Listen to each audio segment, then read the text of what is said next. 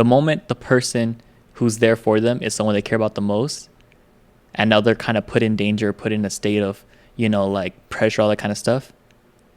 Now the hero has to step up again to bring the reassurance or to bring back the control. So because he cares about them too much, he doesn't want to see them in danger the way he's always positioned. Do you get me? So this will also side with you because of the fact that, yes, the ones that he took his time to teach and all that kind of stuff is there for him, but kind of like All Might, whenever Deku's there, All Might's more vulnerable, but in a dangerous way, because now he's scared of the person he cares about getting hurt the most, because they're not ready to be in that position.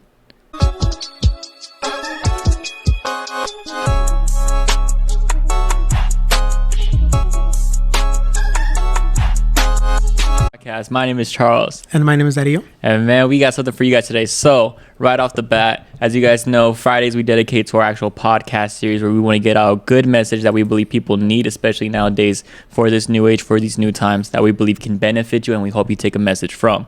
Just want to do a quick brief on what we have each day dedicated for, so no one gets things mixed up on what we're about. Wednesdays we have dedicated, as well as Mondays, for our trigger warning series, where it's basically opinion-based conversations between me and Dario. So I actually had a few different messages and conversations with people who are like, this is completely different than what you showed us before. So I want to make that part clear right now. We have different days dedicated for different segments, so you know exactly when to tune in for what you want to hear. Other than that, Dario showed me a TikTok actually, and man, that thing had me questioning. So I said, I think we can make a topic out of this. Yep. And without further ado, I'm going to show him the TikTok. I'm going to show the TikTok to you guys. Man, listen, Uraraka is out here trying to score some wifey points, all right? Not hero points, not rescue points, wifey points, because she's out here asking the big questions. Who protects the heroes when they are hurting? This is one of my most favorite questions when it comes to like hero cinema, what? Hero media, okay? Because it's like these heroes go ham for other people. But who's gonna go ham for them when they're hurting? All Might is out here hurting. Nobody cares. Nobody knows. Everybody thinks All Might is the shit. And then here comes Deku, and he's like, yo, man, All Might kind of hurt, though. I need to save him. And now here comes Uraraka when Deku's hurting. This touches my heart. So basically, just to kind of give a brief description, because I know we didn't do that before playing the clip. So me and Charles, we both watch anime. And that is from a show called My Hero Academia. And recently, within this new season that they're doing right now, the main character, his name's Deku. He basically inherited this new power, and the only way for him to use it, or the first time that he did use it, was out of emotions. And basically, in that clip, like, there's the side character, another character that had to step up and just kind of let him know, like, hey, you're okay, you're safe. Don't stress out, don't get all emotional, to release all that, all that power, all that energy, or whether it was like, I don't know if it was like anger, if it was sadness. It was actual. What did they say it was? They said it's when he loses control of his peace.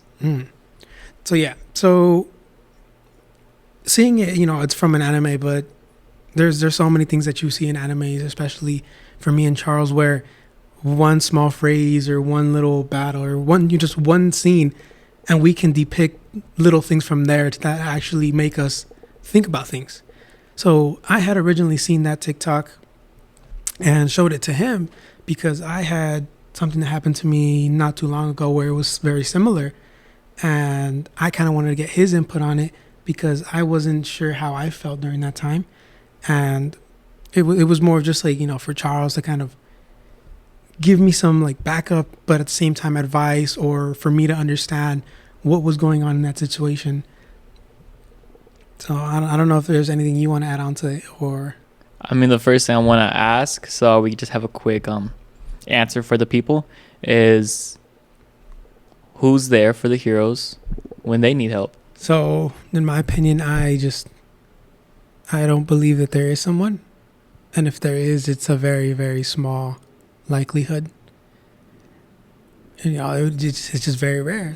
So like, in my case, like, yeah, I have you. I see you as a hero, and I know when I've gone through my stuff or my struggles and I need someone to talk to, I know I can turn to you. It's just during that time we weren't seeing each other so consistent that we are now because of the podcast, that I had to just kind of deal with my own things. And I had told myself, you know what, if I still feel the same way after a few days and I haven't been able to figure it out myself or work on it myself, then I was going to hit you up and tell you, hey, I really need to talk to you. So for me, it's just, I just say no, because I believe that me meeting you and how we communicate and everything, that was just out of luck, in the sense of how we met, where we met and everything, for us to be where we are today, to where I don't think everyone out there or majority of people out there have, in my, in my eyes, someone like you in that sense. So. Okay, and then for me to answer that, which is funny because I originally told Dario when we talked about this, because he brought the TikTok to my attention a while ago, and I originally told him, to be honest, dude, it's one of those things where, it's when you're a hero, that's part of the sacrifice of being a hero. You put yourself in the position where you're there for yourself. But I'm not gonna lie, times change, and my perspective has opened a lot more to where is rebuttal the correct word? I would rebuttal against what I said before.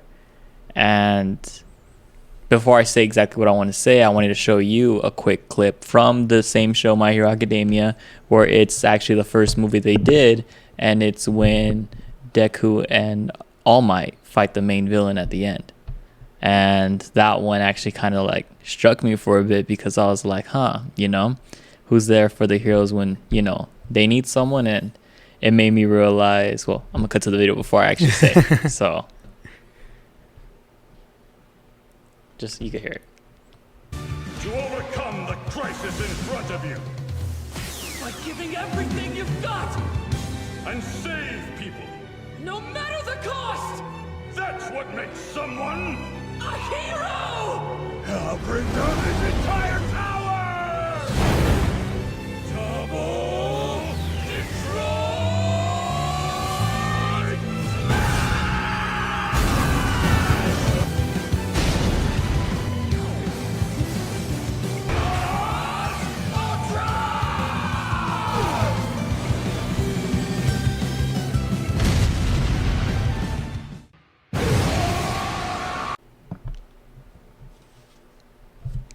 So besides that epic ass fight scene,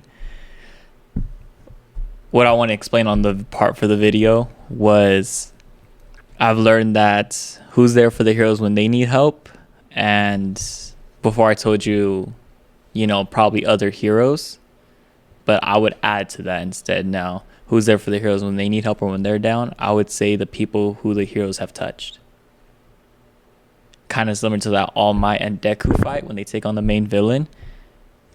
It's because All Might believed in Deku, believed he could take his place one day, that it made Deku become an aspiring hero himself. You get me? So I would say, for my answer is, who's there for the heroes when they need help? I would say those people who you created mirror-like images of you. Those are the people who will be there for you when you're down, because kind of like, the sensei and the the cricket, right? The grandmaster ninja and the new ninja. It's at one point you will replace me, and it's with that belief that the ones who will replace you in a good way will always be there for you. And that's one thing I've learned. That before, I used to say, no one's there except for the heroes. But now I'm believing that the ones who will be there for you, they'll just be there for you in different ways. But they'll be the people you were there for once. It's just not the same type of effect that you left on them. But they will have some type of effect on you. But in addition to that, I'm going to ask you the question. Knowing, at least on what I said, can you give like a testimony where you believe that could be accurate, or even a testimony against it where you're like, I don't know about that? Well, I was actually going to ask you a question. Oh, okay, go ahead. Kind of like a rebuttal. Because, so, you know, what I'm getting from your explanation and the video is basically the way you've touched and, like you said, you know, created a mirror image of you being the hero, and now you have, you know, like your underling kind of thing. Like an All Might and Deku, yeah. No, I see it as in the sense of, to, you know, kind of rebuttal and make you question it.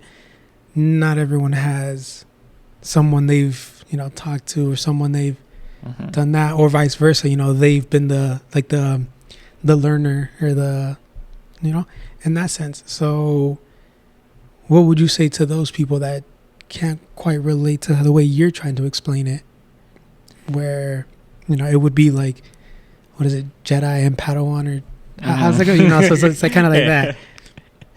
I would basically say to them, if you don't have someone who you've touched, essentially, in a emotional, inspirational way, I just want to clarify that you haven't reached out to, like, at least touch their soul, essentially, that in the way I was saying, that will be there for you in some type of way, then I would say you need to find surroundings that are teachable. You get me?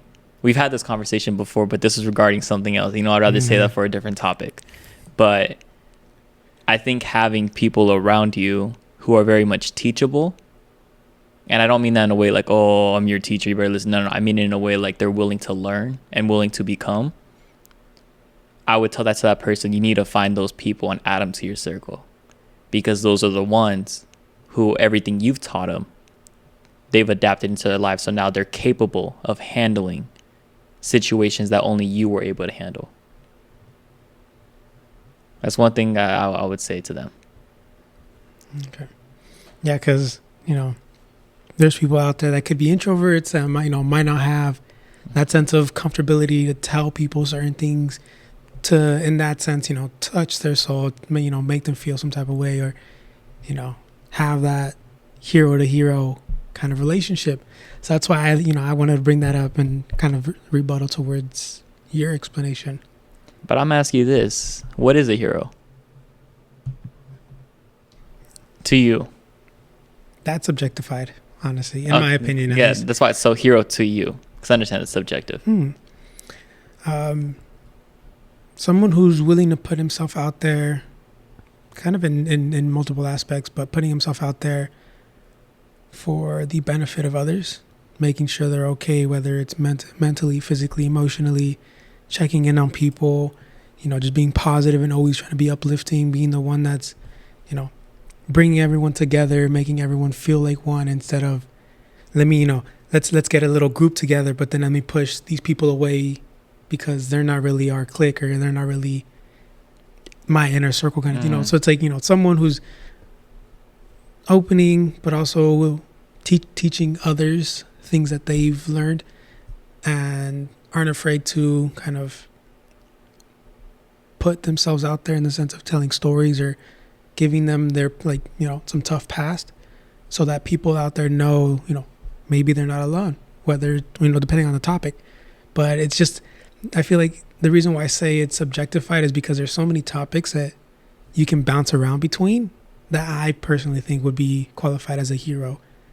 But it's just someone who can do so many things for someone or for people, and allow those people to feel comfortable and confident around that person, to be more of themselves, or to be more open, or to, you know, actually talk about things that they might not talk about with family members, with parents, with siblings, or, you know, they kind of like, they're hesitant to even think about themselves because they know they'll emotionally feel attacked, or, you know, mentally they'll feel drained, you know, that kind of stuff. So yeah, that's just me.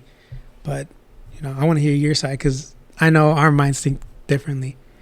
I mean, just with our answers to the first one, that's very much different.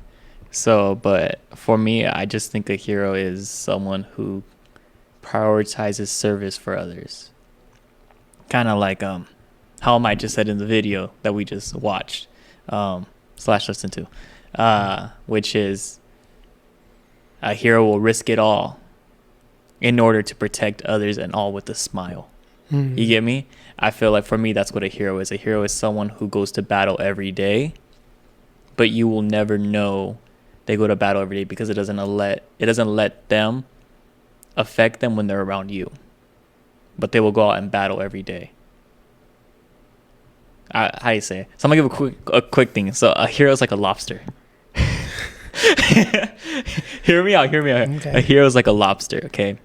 So here's a cool thing about lobsters, and the reason why I think like that's very much like a hero, and why I think like being a hero, at least as a guy today in modern society, will help you in many ways. But not everyone's capable of being a hero. But being a hero is just like a lobster because of the fact that cool thing about lobsters, when they mate, they actually Where's this story going? hear me out. Okay. Uh-huh. So look, okay, I'm a lobster. Okay, so okay, and that's me saying like I'm a hero. Okay, but lobsters are just like heroes. Okay, this is what I'm gonna say. Stop interrupting me. All right, lobsters are just like heroes. Why? Because lobsters, when they have to pick a mate, they battle and fight all the lobsters Like a competition. to win over a mate. The one who wins gets all the mates that are around the area. Now, what happens though is what's interesting is when lobsters return to their mate and they're about to create an egg or whatever the hell they make, but they breed, lobsters actually take off their shell to mate, to create a baby, all that kind of stuff, whatever we're going to put a lobster term. But after that's done, their shell grows back and they go back out and they go mate again. Now I'm not saying Sounds like a pimp. no, I'm not saying heroes are pimps. I'm saying heroes are examples of when you're around a hero and he's in the comfort and he's trying to give you comfort. They take away that hard shell off to be vulnerable with you, kind of how you explained. But when they go out in the real world and have to go battle, they put that hard shell back on. That's why I say heroes are like lobsters, because lobsters have to, listen, hear me out. Lobsters have to go out in the actual world, put on a hard shell, aka armor, come back and take it off just for the people they care about. Be transparent, be vulnerable. But understanding that when they get back to the real world, they got to put it back on and they have to be the strength and armor for the people they care about. That's why I see heroes as that, because heroes do the same thing. In moments you need them vulnerable, they will be vulnerable to you. But when they're out there in the real world, they'll put on the armor. They don't care. There's no such thing as vulnerability. There's no such thing as vulnerability for them. They go out there, they battle the real world, and the vulnerability they show is vulnerability for you. Because sometimes vulnerability is what makes heroes great protectors. It lets you know that you can trust and know them. So, odd reference. But that was one of the things I read from a book, and I just thought, interesting, you know? Because you bring up a fair point, even though, you know, the comparison is a little off-putting. But no, that's in the sense of the hero, you know, kind of like taking off his armor or opening up and being comfortable with you. Yeah, that makes complete sense. Just because it takes a lot for that hero alone just to feel that comfortable and take off that shell or take off that armor that, you know, he was having before to, you know, basically just be comfortable with you and feel like kind of like at home or at peace, and then go back into the real world and put it straight back on. And that's why I think like one of the biggest examples of heroes is All Might and Superman. And I just had a crazy conversation about this that I think answers a good question for who's there for the heroes when they need them most. And if we're honest, 9 out of 10 times all the movie shows you see, the ones who are there for the heroes are either the ones that they took their time to put into themselves, that they like in this case All Might and Deku. Deku's there for All Might whenever he needs them. If you noticed. Obviously, Deku had to overcome confidence and all that kind of stuff to really jump in. But Deku has always wanted to be there for All Might when he needs them. For examples of superhero movies, who's usually there for the man, the superhero? I don't know. Like sometimes I don't think there's anyone there for them. So here's what I find as the interesting part. Majority of the times I see anyone there for the heroes that comes to Marvel or DC movies, it's usually the one that loves them most, and it's often their woman. Iron Man 3, we see that with Pepper and Iron Man. In Superman, if you read the comics or you see the Injustice, all that kind of stuff, you understand that Superman's biggest weakness isn't, but that's another thing I want to talk about as well, real quick. Because Superman's biggest weakness isn't kryptonite, it's Lois Lane. Because that's what he loves most. That's who he loves most. But she's also the person there for him the most. And one thing I've learned is sometimes why I believe that who's there for the heroes when they need help the most or when they're down is usually the person who loves them most. It's kind of like their also biggest weakness, if you get what I mean. Meaning the moment that person becomes in danger, and this is where I side with you on sometimes no one's there for them, because the moment the person who's there for them is someone they care about the most, and now they're kind of put in danger, put in a state of, like pressure, all that kind of stuff. Now the hero has to step up again to bring the reassurance or to bring back the control. So because he cares about them too much, he doesn't want to see them in danger the way he's always positioned. Do you get me? So this will also side with you because of the fact that, yes, the ones that he took his time to teach and all that kind of stuff is there for him, but kind of like All Might, whenever Deku's there, All Might's more vulnerable, but in a dangerous way, because now he's scared of the person he cares about getting hurt the most, because they're not ready to be in that position. So this is where I kind of play against myself, because yes, there will be people for you, but I just don't believe sometimes they're ready. And the only thing I wanted to touch on for one last question was, we talked about what do you consider a hero, who's there for the heroes who need them the most, to a real quick testimony of, do you believe you're a hero, and do you believe you have someone there for you when you're down?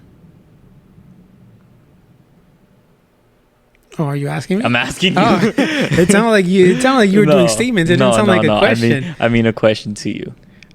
Do I believe that there's a hero for me in that sense? Do you believe you're a hero?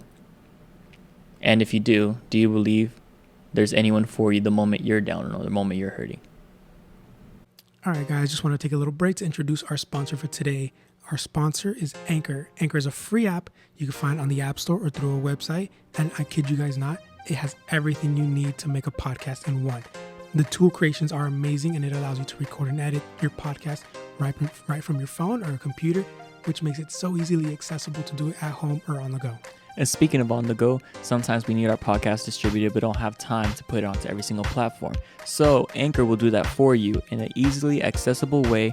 Uploading it just to Anchor will upload it straight to all the other platforms so your listeners can listen to your podcast. You could even make money on the go, as Anchor will pay you for your podcast with no minimum listenership.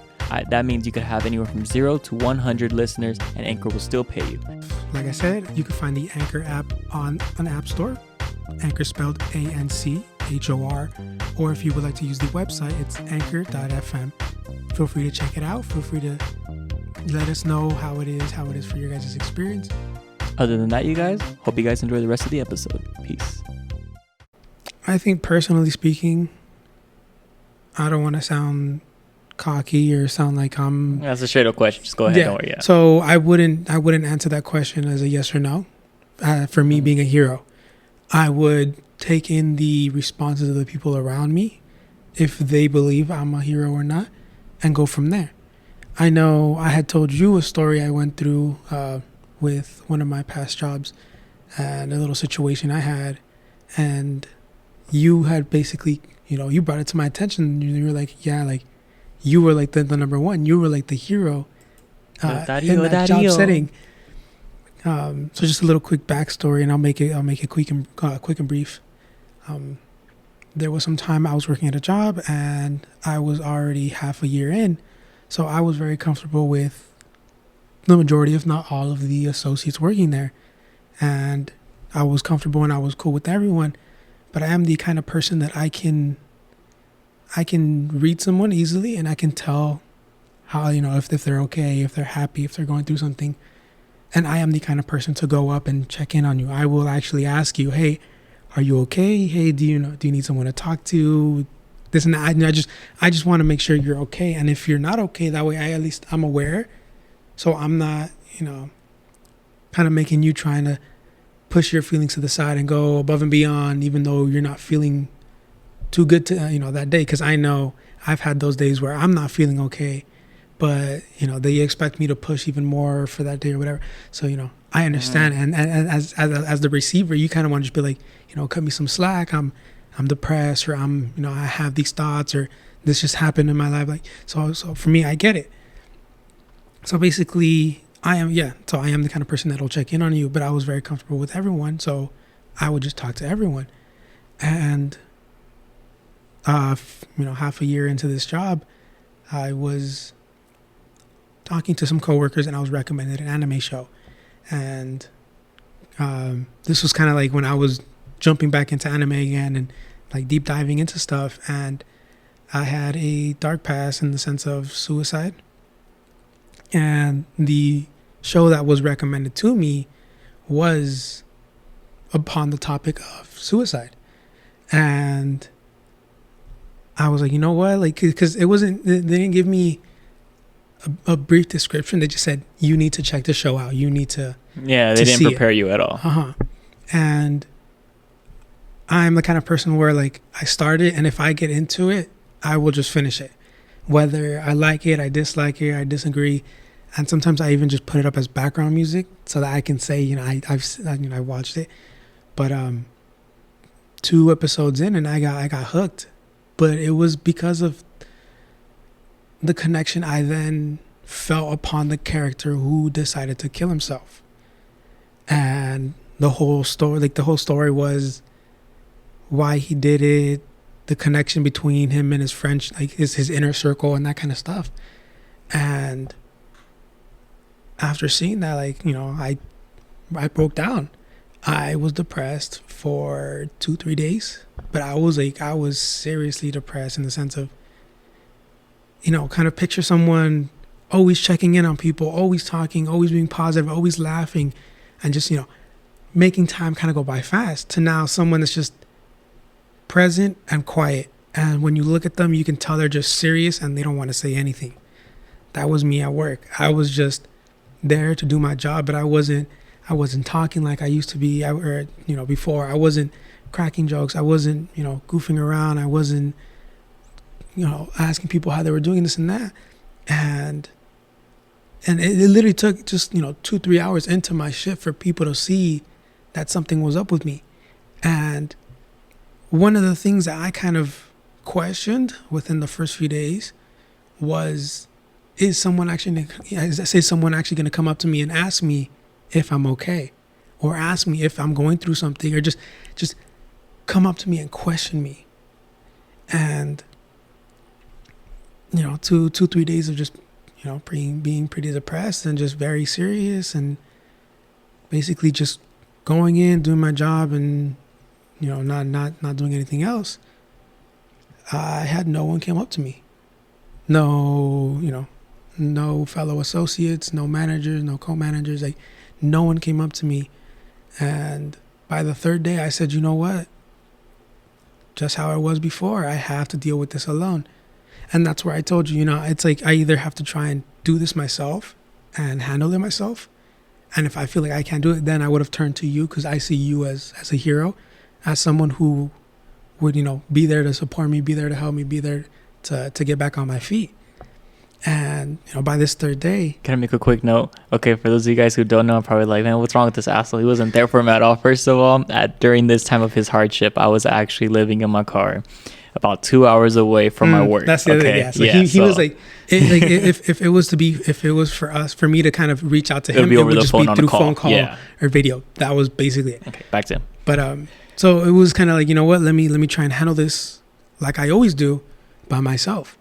So by the 3rd day, I had, taken some time after work and just sat down, thought to myself.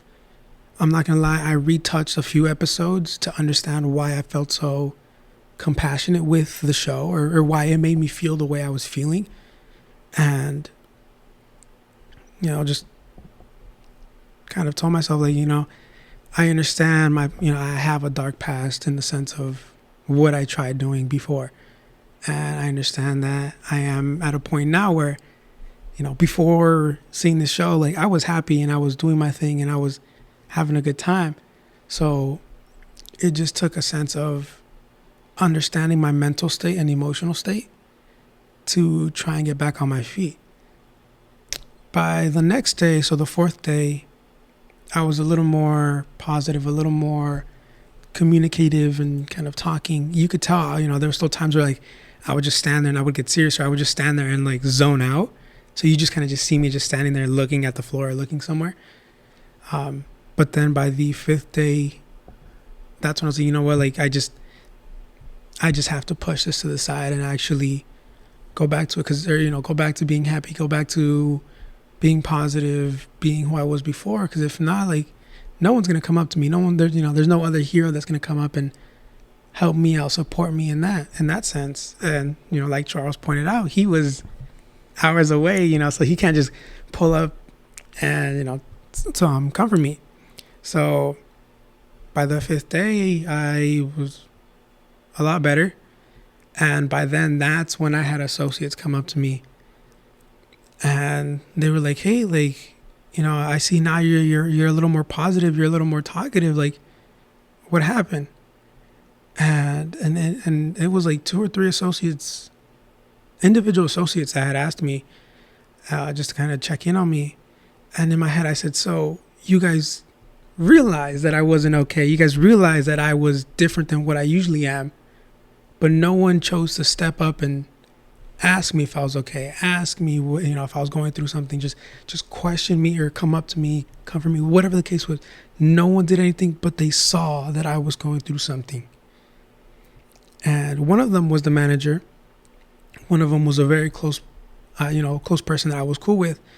And the other one was just someone who's chill, but like we work different shifts, so we don't see each other every so often. But she also saw that I wasn't okay. So each one saw I wasn't okay, but no one neither of the 3 chose to step up and actually ask me questions. And so after, when they saw, I was a little more positive, I was a little more back to what I was beforehand. So, that was the main reason why I had initially brought up this TikTok towards Charles, because when I had told him after meeting up with him, I think it was like 5-6 days later when you came back for the weekend. Mm-hmm.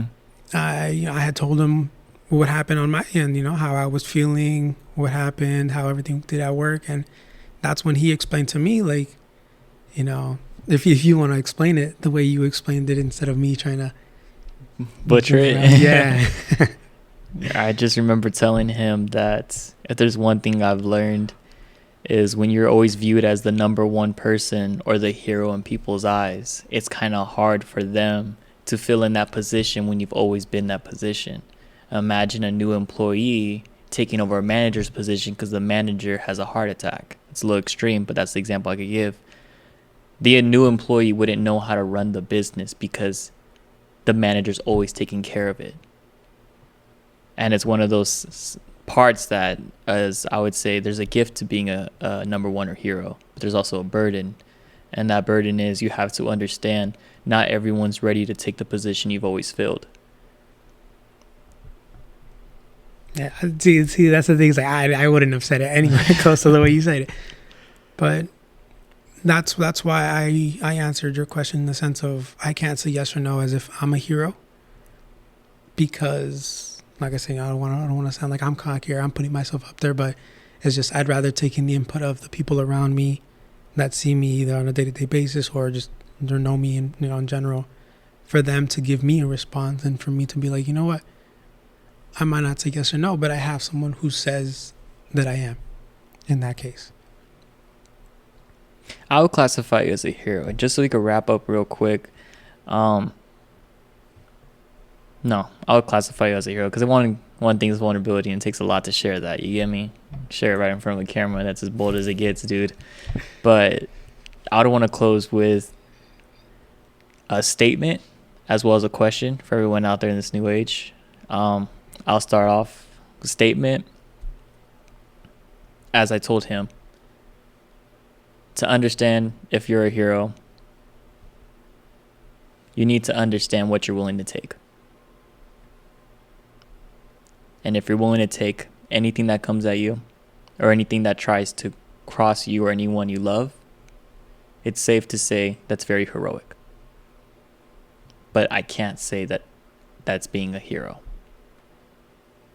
That's for you to see as troubles continue and to see how much more battles you could take.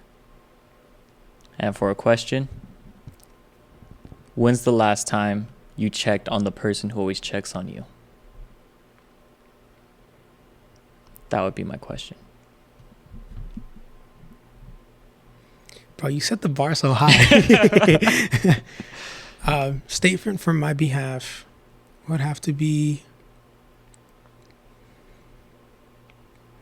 you know, anyone can take up this role. Anyone can be a hero, whether it's to family members, to close friends, to strangers. You know, there's no restrictions. There's no closed gate kind of thing. No, anyone can become a hero. It's just, you know, kind of like what Charles said. It's just How long will you be a hero for? that, and if you know, if you're open to having a burden that you might not realize you have until you get put into certain situations, that's when it affects you, and that's when you question whether you still want to do the same things you've been doing, or if you want to kind of shift from that hero spot to something, you know, not as, what's the word? Not as effective. As for the question, if you do have someone, kind of like with what we mentioned earlier, where it's, you know, the teacher and the student, if you have someone that is either your teacher or your student, question them when it comes to what do you believe qualifies a hero, and if you have anyone in your eyes who's a hero. Other than that, you guys, we hope you guys enjoyed today's episode. We carried on a little bit over, but honestly, there's just so much we want to say that we could have gone longer. But other than that, I hope you guys really took something. My name is Charles. And my name is Adio. And this is New Age Podcast. Peace.